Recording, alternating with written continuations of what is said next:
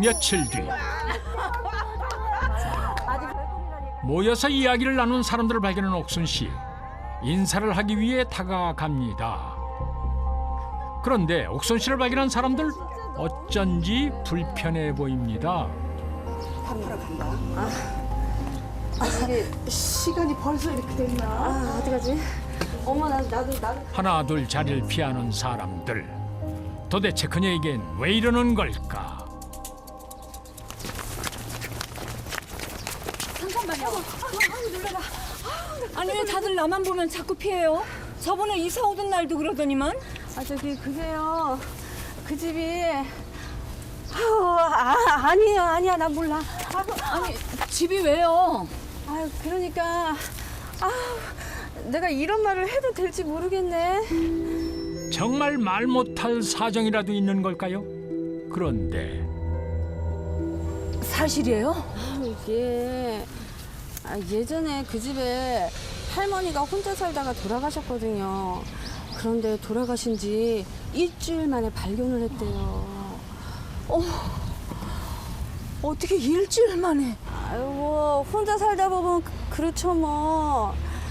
그렇게 산에 나물 캐다가 자식들 퍼다 주더니 자식들은 자기 엄마 죽은 줄도 모르고. 생각지도 못한 깨름직한 이유가 혹시 그동안 일어났던 수상한 일들의 원인일까요? 한밤중 멀쩡했던 화분이 이유도 없이 깨져 있는가 하면 잃어버린 줄 알았던 진주 목걸이가 갑자기 나타나는 사건까지. 옥순 씨가 이사 온 이 집에는 정말 말 못할 사연이라도 숨겨져 있는 걸까? 그로부터 며칠 뒤 수상한 행동을 하기 시작하는 옥순 씨. 나뭇가지로 방을 쓸어내리더니 주방에서 무엇인가를 꺼내 품속에 꼭 끌어안고 숨기기 시작합니다. 얼마 전 마을 사람들에게 들었던 집에 대한 깨름칙한 소문. 혹시나 부정을 막을 수 있을까 싶은 옥순 씨의 처방이었습니다.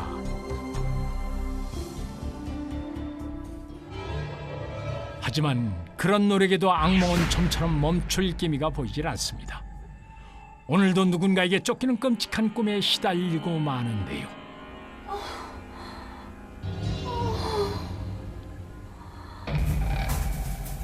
혹시나 정성이 부족한 걸까 싶어 더 열심히 나뭇가지를 흔들던 그때 선반 안에 고이 놓여있던 밥그릇이 바닥에 엎어져 있습니다. 아무도 손대지 않았던 그릇이 스스로 엎어진 걸까? 도무지 영문을 알 수가 없습니다. 자꾸만 드는 이상한 생각 때문에 제대로 앉아있을 기력조차 없는 옥순 씨. 급히 며느리를 부르는데요. 어머니 저 왔어요. 그래 애미야. 어머니 어디 편찮으세요? 왜 그래? 아파 보이세요. 땀 좀 봐. 괜찮으세요? 애미야, 오늘 지우랑 여기서 자고 가. 네? 지우랑 오붓하게 자고 가면 좋잖아. 저도 그러고 싶은데요, 어머니. 지우 아빠 오면 어떡해요? 그 녀석 당분간 여기 안 온다. 그러니까 걱정하지 말고 자고 가. 응? 네, 어머니. 한눈에 봐도 기력이 떨어진 듯한 시어머니의 모습이 걱정스러운 며느리. 그날 밤 곤히 잠들어 있는 옥순 씨. 조용히 그녀의 방문이 열립니다. 그리고 잠든 그녀에게 서서히 다가가는데 피하려는 옥순 씨를 끈질기게 쫓아오는 수상한 그림자. 도대체 무엇이 그녀를 그토록 괴롭히는 걸까? 답답한 마음에 방문을 나서는 그 순간 갑작스러운 사건으로 놀란 두 사람. 옥순 씨의 기막힌 꿈들이 설마 이 사건을 예고하기 위했던 걸까요? 내 방에 있던 통장이랑 폐물을 다 가져갔어요. 며느님이라고 하셨죠? 혹시 범인 얼굴 보셨습니까? 저는 그냥 물 마시러 나왔다가 누가 창문을 뛰어나가는 거 봤어요. 창문으로요? 김영사, 인근 CCTV 확보해. 네. 혹시 다른 인상착의 더 기억나는 거 없습니까? 제가 놀래가지고. 그럼 놀랬지, 놀래. 알부자로 소문났던 는 특히 폐물과 현금을 많이 보유하고 있었습니다. 예금 통장과 인감 도장 그리고 다량의 폐물이 갑자기 사라지자 경찰에 신고를 했고요. 수사에 착수한 경찰은 진범을 잡고 깜짝 놀랐다고 합니다. 며칠 뒤 집에 들었던 범인을 잡았다는 연락에 서둘러 경찰서를 찾은 옥순 씨. 아니, 도대체 어떤 놈이 우리 집을... 지금 수사 중이니까 앉아서 기다리세요. 여기 왔네요. 범인을 보기 위해 고개를 돌리는 순간 무엇인가를 보고 깜짝 놀라고 맙니다. 대체 옥순 씨는 왜 놀라는 걸까요? 절도범을 잡았다는 연락에 서둘러 경찰서를 찾은 옥순 씨. 아니, 도대체 어떤 놈이 우리 집을... 지금 수사 중이니까 앉아서 기다리세요. 여기 왔네요. 애미야. 형사의 손에 끌려 들어오는 범인은 다름 아닌 옥순 씨의 며느리 희영 씨였습니다. 이게 대체 어떻게 된 일일까요? 이혼 후 혼자서 작은 커피숍을 운영 중인 희영 씨. 이번 달 월세요? 아유, 떼먹긴요. 금방 드릴게요. 평생 주부로만 살았던 그녀에게 갑작스런 이혼과 홀로서기는 버거울 수밖에 없었는데요. 빚독촉에 시달리던 그때 새로 이사한 시어머니와 아들 집에 찾아간 그녀.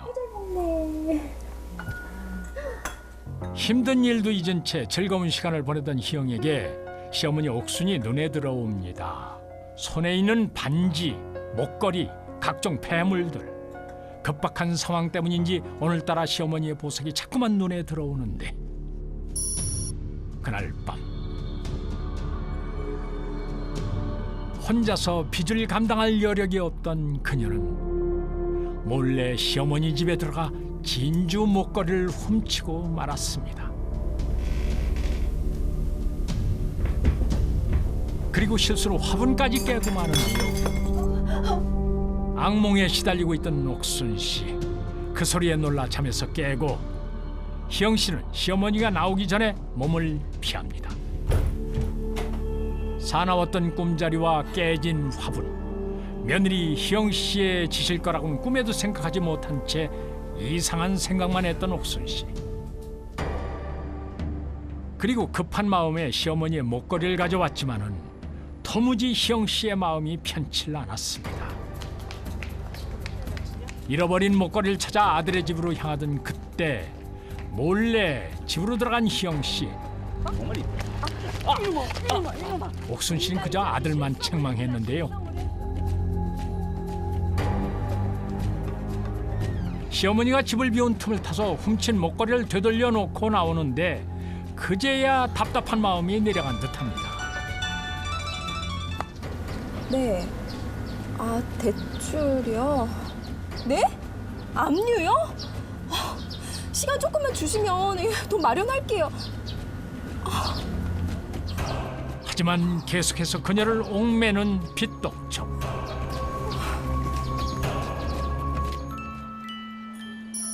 며칠 뒤 시어머니의 부름에 다시 집을 찾아옵니다. 어디 아프시죠? 이 땀 좀 봐.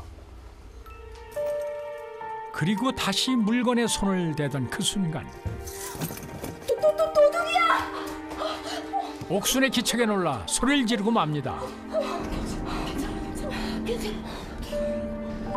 는 친딸 같은 며느리 씨에게 비밀이 없었습니다. 그래서 씨는 시어머니의 인감도장이나 통장의 비밀번호까지도 다 알고 있었습니다. 급전이 필요하게 된 가 시어머니의 인감도장과 통장 비밀번호를 이용해 200만 원을 인출했고요. 안방에 있는 1,500만 원 상당의 귀금속을 훔쳤습니다. 사건의 전말이 드러나자 며느리는 시어머니께 잘못을 뉘우쳤고 그간의 사정을 알고 있던 시어머니는 그런 며느리를 용서해 줬다고 합니다. 이 기막힌 상황을 어떻게 해야 할까요? 아무 말이 없는 두 사람. 죄송합니다. 제가 다 벌 받을게요. 나간 거.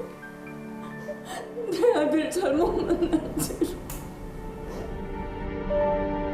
사람이 할 수 있는 가장 아름다운 것은 바로 용서라고 합니다. 돌이킬 수 없는 실수를 했을지언정 용서하고 보듬어 준다면 그것이야말로 한 사람의 인생을 구원하는 것이지 않을까요?